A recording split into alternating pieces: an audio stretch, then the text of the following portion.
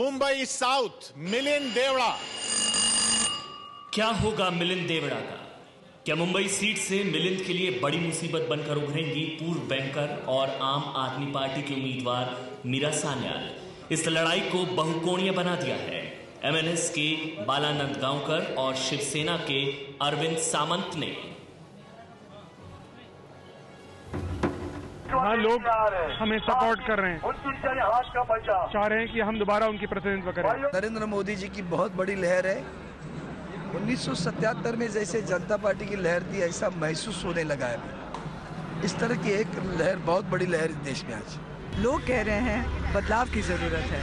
अगर बदलाव की ज़रूरत है तो उनके सामने आम आदमी पार्टी एक उम्मीद की किरण है। 10, 9, 8, 7, 6, 5, 4, 3, 2, 1। मिलिंद देवड़ा इस सीट से हारते हुए नजर आ रहे हैं। एक के बाद एक झटके कांग्रेस पार्टी के लिए मुंबई साउथ। दिग्गज नेता मिलिंद देवड़ा यहां जमकर उन्होंने अपना लगाया जोर, लेकिन हारते हुए वो दिखाई दे रहे हैं। आपको बता दें कि दूसरे नंबर पर माफ कीजिएगा, और अरविंद सावंत शिवसेना के यहां से उम्मीदवार हैं। तो मिलिंद देवड़ा पर हार का खतरा मंडराता हुआ दिख रहा है।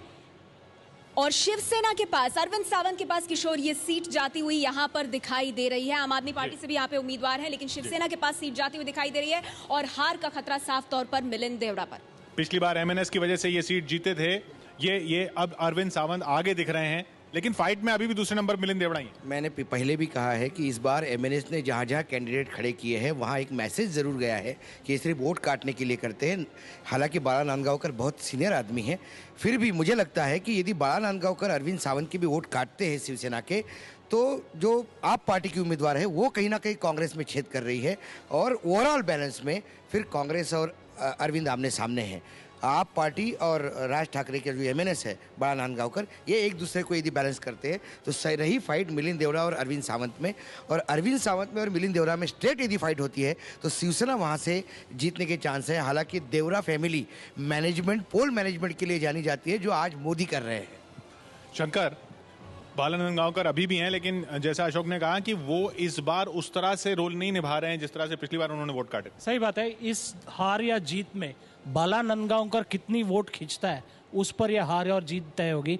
दूसरी बात, चुनाव के आखिरी 10 दिन में बहुत सारे व्हाट्सएप मैसेजेस भेजे गए बीजेपी के दिग्गज नेताओं के थ्रू सारे वोटर्स को कि शिवसेना का कैंडिडेट मोदी का कैंडिडेट है, धनुष बान को आप वोट कीजिए। क्योंकि ये होता है कि उस एरिया में जो वोट ट्रांसफर है, नहीं वो ऐसा भी बताया गया कि पर्चे उधर से भी बटे थे कि मोदी को हम भी समर्थन कर रहे हैं, एमएनएस भी यही कह रहा था। सही है, लेकिन इसमें जो बीजेपी को जो घबराहट थी कि शायद उनका जो वोट बैंक है फुल्ली ट्रांसफर नहीं होगा शिवसेना के कैंडिडेट पर, बट ये एक बहुत कड़ा टक्कर होगा, इसमें कोई भी जीत सकता है। आप भी वहां गए थे? मैं भी वहां गया था। मेरे ख्याल से बड़ा कठिन ये चुनाव इसलिए भी है, और जिस तरह से यहाँ माकन है दिल्ली में, जिस तरह से माकन का संपर्क रहता है वोटर्स के साथ, उसी तरह से मिलिंद देवड़ा का है। बहुत सघन संपर्क में रहते हैं वो अपने वोटरों से, और बड़ी उम्मीद से थे कि इस बार निकलेंगे। पर बार बार उनसे मैंने ये पूछा कि इस बार एमएनएस में वो धार नहीं है जो पहले दिखाई देती थी। और ये जो बात शिवसेना वाले कह रहे थे कि अब लोगों को पता चल गया है कि एमएनएस हमें हमारे वोट काटने के लिए खड़ी होती है, तो वो बात यहाँ खुल के सामने दिखाई। प्रेम शुक्ला जी हमारे साथ जुड़े हैं। शुक्ला जी, इस बार एमएनएस वो नुकसान नहीं करती दिख रही है, कम से कम इस सीट पर तो। एग्जिट पोल मुंबई साउथ का कहता है कि मिलिंद देवड़ा पीछे हैं और अरविंद जी आगे हैं।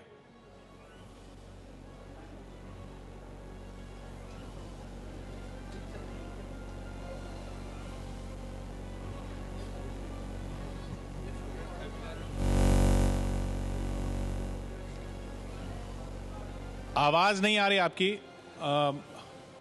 माफ कीजिएगा प्रेम शुक्ला जी, आपकी आवाज नहीं आ रही है। अभी इस ऑडियो का कुछ दिक्कत है, उसको ठीक करते हैं। राहुल मेहरा जी, यहाँ मुंबई से खासी उम्मीद थी, और भी सीटों से उम्मीद थी, मुंबई साउथ से भी खासी उम्मीद थी, लेकिन तीसरे नंबर पर दिख रही है आम आदमी पार्टी वहां पर।